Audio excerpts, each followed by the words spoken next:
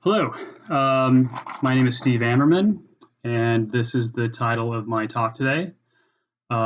Today's Protests and America's Racial History, Listening to Indigenous Peoples.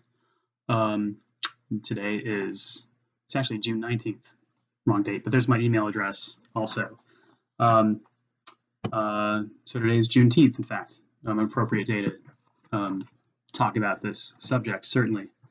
In any case, the protests that have erupted after the police murder of George Floyd on May 25th, 2020, have quickly become a nationwide and even global mass movement against the pervasive and persistent systemic racism that exists in our world today. This movement has grown to address not only the racism experienced by African Americans, but all peoples of color in our society, including the first peoples of this continent, the Indigenous peoples. It is they who are the focus of this video lecture today. But first, who am I? And why listen to me? These are good questions, and one should always ask such questions of any speaker or writer or source. I'm again, as the title page said, I'm a history professor at SCSU, and history is something that always matters. That's not going to be surprising to hear from me, given that it's my chosen profession. But I feel I'm hearing protesters and the public in general saying that more than usual, and that they're realizing that history matters more than usual. I think I hear a lot of people saying that if we are to understand today's racism, and if we are to try to work towards ending it and transcending it, we really do need to have a better understanding of its roots, the roots of racism. And the roots are deep. This is where history, including history professors, might be able to be of at least some help. And that's why my colleague in our department here, Jason Smith, had the good idea of encouraging us to put together these talks. So please do try to take the time to watch his lecture and the lectures by my other colleagues in this series. So why listen to me talk about the history of this continent's Indigenous peoples? I am not an Indigenous person myself. I should be clear about that. I am just a white guy. I have tried to learn as much as I can in my years of studies, but I did not grow up Indigenous. I don't know what it's like to totally be Indigenous, and I never fully will.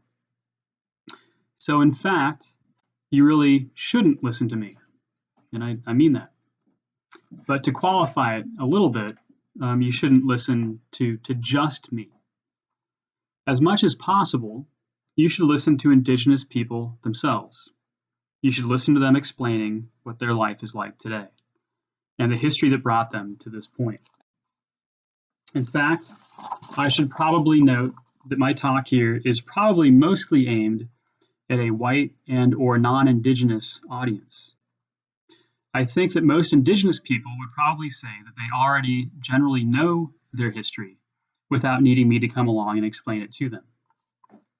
In any case, one thing that I can try to do is to use my position, and it is indeed a position of privilege to be a college professor, and a white college professor at that, to serve as someone who can try to maybe help connect non-Indigenous audiences to Indigenous voices.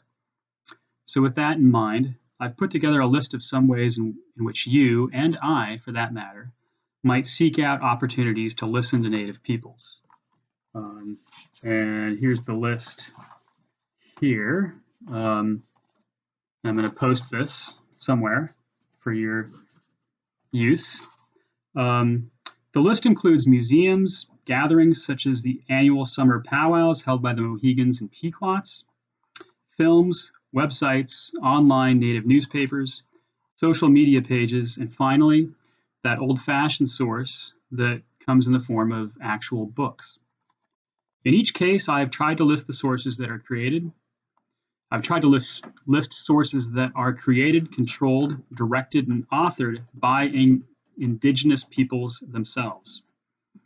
One of the defining features of Indigenous history and culture over the centuries is that white people have had the power to define and describe them.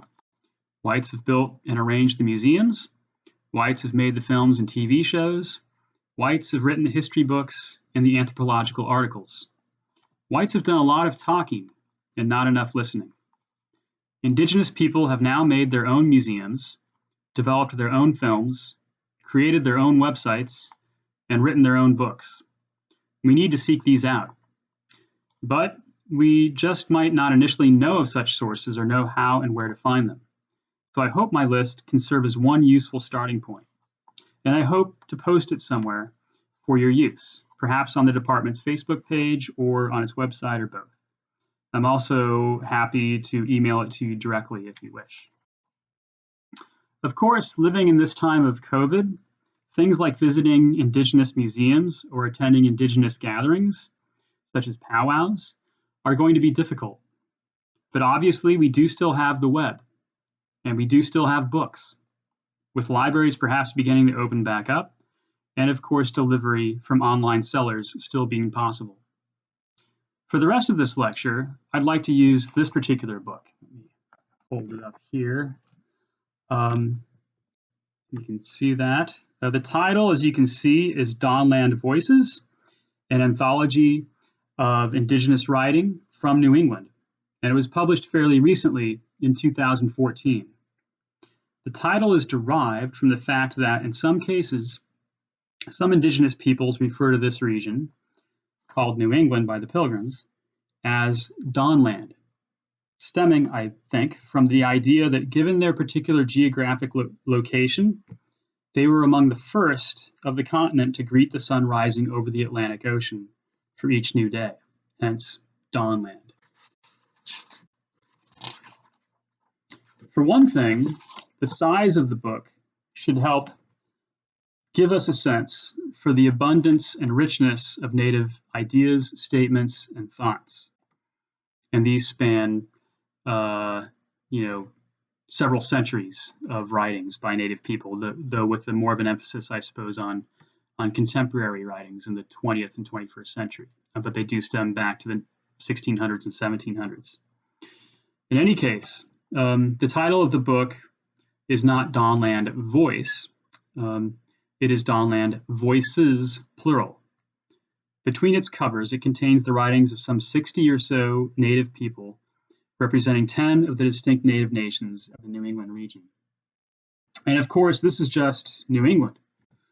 If we consider the entire continent, from Connecticut to California, from Alaska to Mexico, we would be dealing with many more nations, at least 500 or so, and many more voices, and spread across some 12,000 years of history, at least.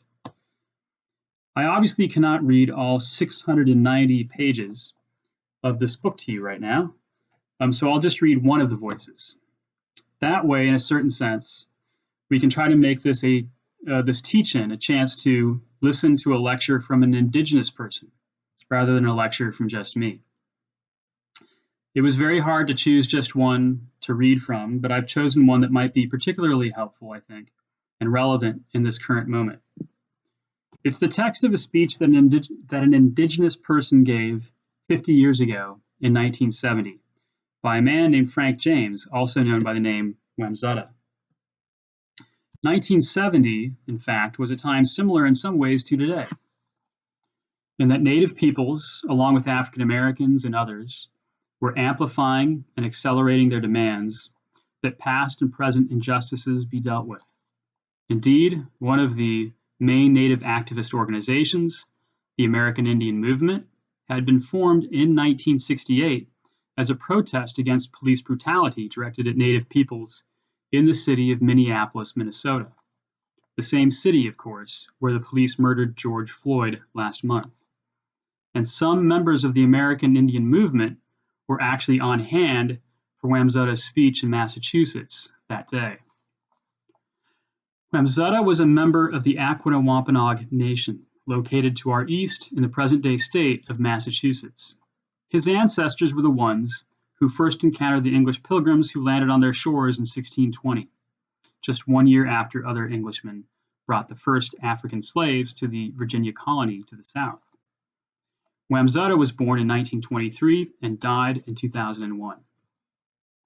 In 1970, the book editor tells us, Pilgrim descendants had invited him to appear at the 350th anniversary of the landing of the Mayflower, but they uninvited him when they heard what he was planning to say. James went ahead and made his speech anyway, before hundreds of Native American protesters, kicking off the annual National Day of Mourning. The United American Indians of New England continue each year to stage this powerful counter-representation to a remarkably enduring myth of Native Americans in New England. I was able to find one picture of him here, printed it off the web, and there he is standing next to the statue of the Wampanoag leader at the time, Massasoit, at least as the statue depicts him.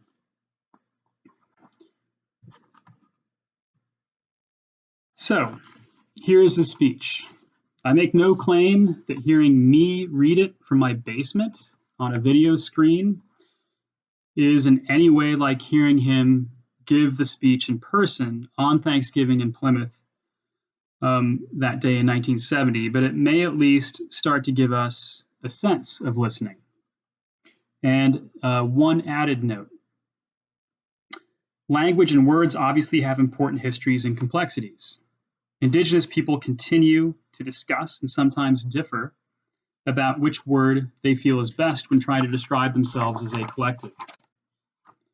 Some still use the term Indian, even though it was obviously a misnomer created by a lost Columbus. In 1970, some Indigenous people may have used the term Indian a bit more than today. At least you'll notice Wamsutta using it frequently, so I wanted to put that in context. Here then is some of what Wamsutta had to say on that day. I speak to you as a man, a Wampanoag man. I am a proud man, proud of my ancestry, my accomplishments won by a strict parental direction. You must succeed. Your face is a different color in this small Cape Cod community. I am a product of poverty and discrimination, two social and economic diseases. I and my brothers and sisters have painfully overcome, and to some extent we have earned the respect of our community. We are Indians first, but we are termed good citizens. It is with mixed emotion that I stand here to share my thoughts. This is a time of celebration for you, celebrating an anniversary of a beginning for the white man in America, a time of looking back, of reflection. It is with a heavy heart that I look back upon what happened to my people. Even before the Pilgrims landed, it was a common practice for explorers to capture Indians, take them back to Europe, and sell them as slaves for 220 shillings apiece. The Pilgrims had hardly explored the shores of Cape Cod for 4 days before they had robbed the graves of my ancestors and stolen their corn and beans. One Pilgrim source describes a searching party of 16 men. It goes on to say that this party took as much of the Indians' winter provisions as they were able to carry. Massasoit, the great sachem of the Wampanoag, knew these facts, yet he and his people welcomed and befriended the settlers of the Plymouth plantation. Perhaps he did this because his tribe had been depleted by an epidemic, or his knowledge of the harsh oncoming winter was the reason for his peaceful acceptance of these acts. This action by Massasoit was perhaps our biggest mistake. We, the Wampanoags, welcomed you, the white man, with open arms, little knowing that it was the beginning of the end, that before 50 years were to pass, the Wampanoag would no longer be a free people. What happened in those short 50 years? What has happened in the last 300 years? History gives us facts, and there were atrocities. There were broken promises, and most of these centered around land ownership. Among ourselves, we understood that there were boundaries, but never before had we had to deal with fences and stone walls. But the white man had a need to prove his worth by the amount of land that he owned.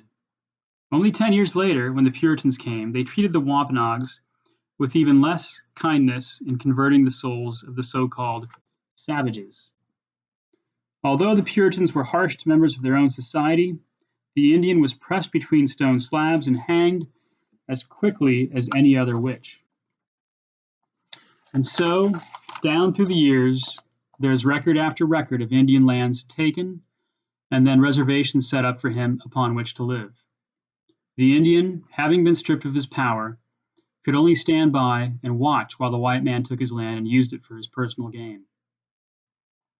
History wants us to believe that the Indian was a savage, illiterate, uncivilized animal. A history that was written by an organized, disciplined people to expose us as an unorganized and undisciplined entity. Two distinctly different cultures met. One thought they must control life. The other believed life was to be enjoyed because nature decreed it. Let us remember, Indians are and were just as human as the white man. Indian people feel pain, get hurt, suffer from loneliness, need to cry as well as laugh. They too are often misunderstood. High on a hill, overlooking the famed Plymouth Rock, stands the statue of our great sachem, Massasoit. Massasoit has stood there many years in silence. We, the descendants of this great sachem, have been a silent people. The necessity of making a living in this materialistic society of the white man caused us to be silent. Today, I and many of my people are choosing to face the truth. We are Indians. Although time has drained our culture and our language is almost extinct, we, the Wampanoags, still walk the lands of Massachusetts. Our lands were invaded. We fought as hard to keep our land as you, the whites, did to take our land away from us. We were conquered. We became the American prisoners of war in many cases, and wards of the United States government until only recently. Our spirits refuse to die. We are uniting. We're standing not in our wigwams, but your concrete tent. We stand tall and proud, and before too many moons pass, we will right the wrongs we have allowed to happen to us. We have allowed the white man to keep us on our knees. What has happened cannot be changed, but today we must work towards a more humane America, a more Indian America, where men and nature once again are important, where the Indian values of honor, truth, and brotherhood prevail. You, the white man, are celebrating an anniversary. We, the Wampanoags, will help you celebrate in the concept of a beginning. Now, 350 years later, it is a beginning of a new determination for the original American, the American Indian. We're being heard. We are now being listened to. We are determined, and our presence here this evening is living testimony that this is only the beginning of the American Indian, particularly the Wampanoag, to regain the position in this country that is rightfully ours. And that was the end of his speech. By the way, I wasn't actually able to quite read you the entire speech. In the interest of time, I did have to jump over certain parts. So if you're interested in reading the full version, and I encourage you to do so, you can get the book, of course, Dawnland Voices, or certainly much easier, you can look it up on the web. I've also put the link on the list that I've made to go along with this too. In any case, let me just quickly highlight two things that stand out to me at least from this speech, given where we are at right now today. First, you might have heard Wamsutta mention that the Pilgrims arrived just after an earlier group of Europeans had brought disease to their shores, causing an epidemic. In current times, we can get a little closer to imagining what that must have been like, but only a little. One scholar estimates that the disease, and we're not sure if it was smallpox or measles, at least I don't know that scholars have determined that, or that the Wampanoags know, but I could be wrong. One scholar estimates that the disease to which the Wampanoags had no immunity may have caused the deaths of 90% of their population. The suffering from COVID today is great and tragic, but a 90% die-off is impossible to fathom. Second, at one point, Wamsutta notes, we, the Wampanoags, welcomed you, the white man, with open arms, little knowing that it was the beginning of the end, that before 50 years were to pass, the Wampanoag would no longer be a free people. I think that Wamsutta is trying to help us see that whereas for white Americans, Plymouth Rock is seen as the start of greater and ever-increasing freedoms, for Indigenous peoples, it is quite the opposite. It was the start of ever decreasing freedoms. America's constant and never-ending struggle is to strive to make its claims of freedom and equality actually apply to all people. A few pages later in the book, there's the text of a speech given by a woman named Paula Peters, who's also Wampanoag, Mashpee Wampanoag. And she gave the speech in 2009, 11 years ago, and 39 years after Wamsuta's speech. Like Wamsuta, she was to give a speech to a group of descendants of the Mayflower. Unlike Wamsuta, she was allowed to speak. In fact, she began by quoting from Wamsuta's banned speech of 1970, and she hit many of the same themes that he did. Interestingly, the Mayflower descendants ended up giving her a standing ovation after the speech. It was, perhaps, a sign that at least some of Wamsuta's hopes of being heard, of being listened to, were being realized. Some whites were finally doing some more listening. But of course, many were still not listening then, and many still are not listening today. Time and again, it seems Indigenous people across the country, and perhaps in New England especially, have to repeatedly tell whites even this basic fact, that they are still here. And you heard Wamsuta saying that in his speech too.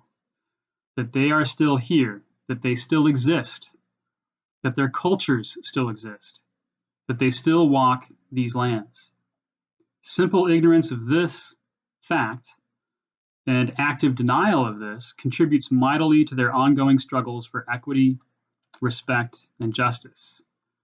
For example, we might think of how the U.S. government has been slow to uphold its responsibilities in directing economic and medical assistance to Native peoples during this current pandemic. We might also think about how too many whites still feel that they can continue to appropriate Native images and cultures to sell products or promote sports team mascots, thus further perpetuating harmful stereotypes and ignorance. And we might also think about how the Trump administration recently, and in the midst of the pandemic no less, sought to dissolve the existing Mashpee Wampanoag Reservation. Indeed, they are seeking to take yet more land away from the people who actually helped the Pilgrims all those centuries ago. Let us hope that 2020 might be a moment and a movement where more whites finally do better fulfill Wamsuta's hopes of 50 years ago, to listen to the first peoples of this land. Let us all seek out those opportunities to listen. If we can do that more, if we can listen more and better to Indigenous people, to African American people, to all peoples of color, and all those who have been marginalized in our society, perhaps by November of 2020, when we commemorate the 400th anniversary of when Wamsuta's ancestors saw strange ships headed to their shores, perhaps we will have made better progress towards the goal of creating the more humane America of which Wamsuta spoke. It will not mean that that work will somehow be done by November. It will never be done. But it might mark some progress forwards, even if small. That, at least, would be something to really be thankful for. Thank you again to Professor Smith for encouraging our history department to share some thoughts on the current state of affairs at this time with these videos. Thank you very much for listening to this video.